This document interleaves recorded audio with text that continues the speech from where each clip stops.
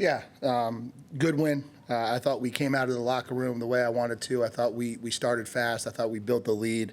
Second quarter was a little bit disappointing. I thought we lost focus and really let off the gas a little bit. And challenged them at halftime to go out in the third quarter and put the game away. They did it, and then we were really able to kind of empty the bench in the fourth quarter. And it was great to see a lot of those guys get out there. Whether it was Miles O'Neal getting his first touchdown pass, or Ashton Bethel Roman getting his first touchdown reception, or Drake Bhatia as a senior getting to kick an extra point, and Connor Abel getting to snap it, or the 12th man kickoff team getting out there. And so got a lot of opportunities for a lot of guys, stayed healthy, and now it's on to the next, and we got a 2-game season to finish this thing the way we want. So from there I'll kind of open it up to questions.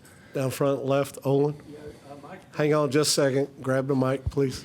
Yeah, Mike, you called it a good win. Was there anything about this game that you watched that concerned you about the team moving forward? No, I just think you go into this game and you want to handle your business and do the things that you got to do, and we did that tonight. Third row on the right. Hey, Coach. Aaron Rayleigh with Aggies on SI. What do you think about Amari Daniels? How do you think he manned the backfield in his first game without Le'Veon Moss? Yeah, I mean, he had 5 carries for 87 yards. He had a 71-yard touchdown, and or 84 yards, excuse me, so I don't get misquoted. Averaged 16.8 yards a carry, so was happy with him. Go back behind the lights in the middle, Tyler.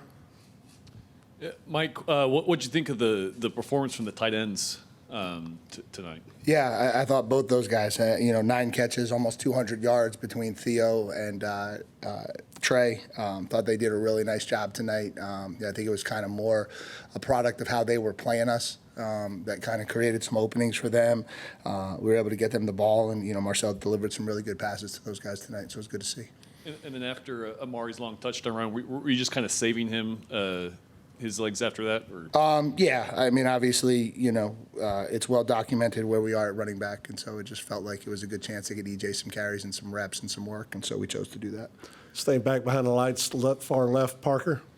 Mike, just kind of going back to getting those players in at the end, Miles and Ashton. How cool as a coach is that, just to see that and I guess be a part of that moment? Yeah, I think obviously I'm really happy for them, and it's a cool moment for them. It's one they'll remember forever. But I'm happier when I see the excitement on our sideline.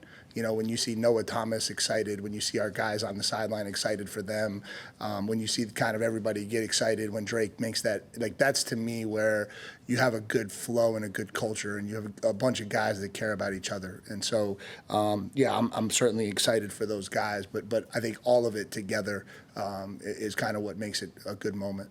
Then that last play, Malik, it seemed like the whole team kind of rallied around him after that. Yeah. What can you say about his performance tonight? Yeah, I mean, Malik's a really good player. Unfortunately, he's in a situation where he's behind some really talented guys, and those guys have stayed healthy. But Malik is extremely capable of helping us win football games, and so it was good to get him reps. You never know what's going to happen down the stretch, and obviously after tonight, you might have to take a little bit of a look at how you can get him involved in the game. Go left, second row, Alex.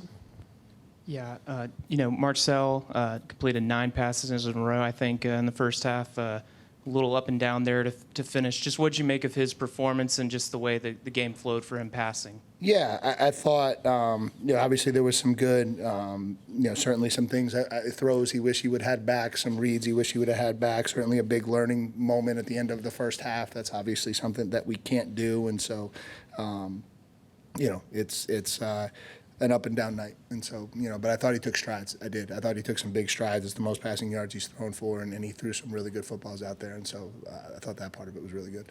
Third row on the right, Christy.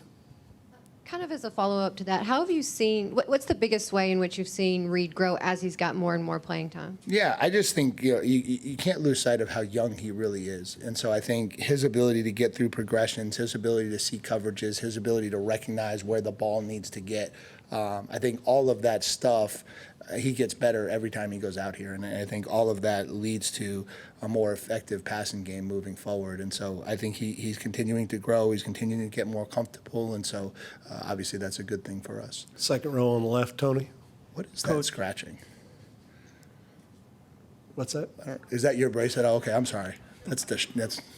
Coach, it was at the 8:50 mark in the second quarter where they got their first passing yard of the game. Can you touch on like the defensive backs' performance and maybe the whole defensive effort to be so dominant tonight? Yeah, I mean, it's obviously, we knew we were the better team, but then you still got to go out there and you still got to play like that. And so, it was good to see us do that. We still gave up a couple of runs that I wish we didn't, but they did some nice things too, schematically, to create some edges to get on the edge for themselves. And so, they're good coaches. They're a good group. They do a nice job. They got two really talented running backs.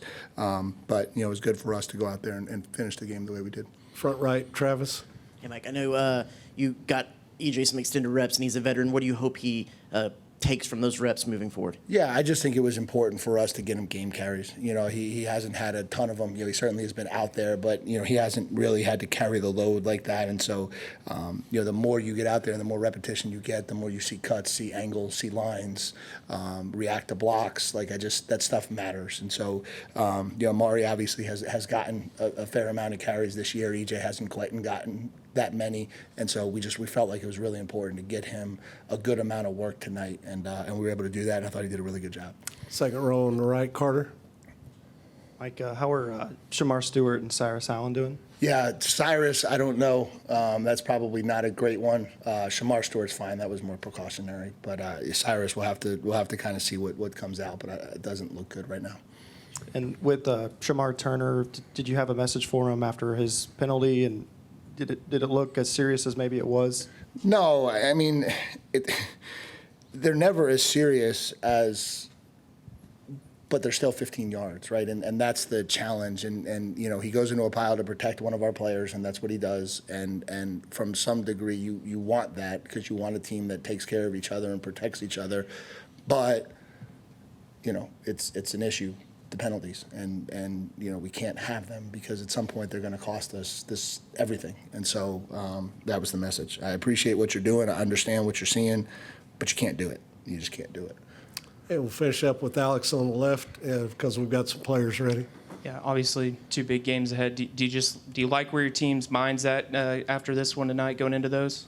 Yeah, I would hope so. If they can't get excited for this, I don't know why they're playing football. No, I mean, I'm joking a little bit, but this is everything that you want, right? We haven't been in this position as a program ever. There's been no time ever where Texas A&M has been in the SEC and in the last 2 games controlled their own destiny to go to Atlanta. And so it's what you work for. It's the opportunity that you train for. They're extremely excited to get that opportunity and go to Auburn and do what we got to do.